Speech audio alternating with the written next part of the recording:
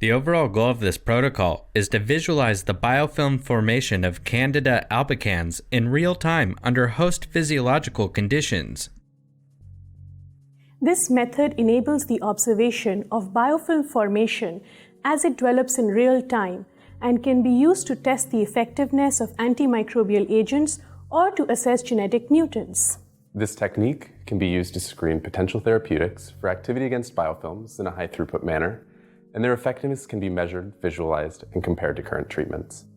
The main advantage of this technique is that it can be used to assay biofilm formation under several different conditions that are of interest to the researchers.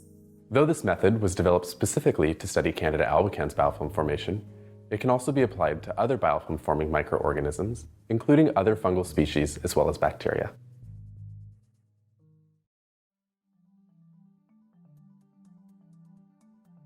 To begin, prepare single colony cultures of different C. albicans strains from cells plated on yeast extract peptone dextrose or YPD medium agar following standard microbiological practices. Next, turn on the microfluidic system, which includes the controller, the 2 power supply units, the microscope, the camera, and computer attached to the system. Once the computer loads, open the software that controls the system. Locate the barcode number of the plate in use and input the number when prompted by the software. Then, in the control module, set the microfluidic system temperature to 37 degrees Celsius.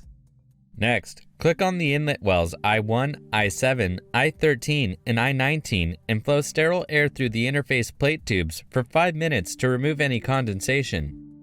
When all the condensation evaporates, place the 48 well.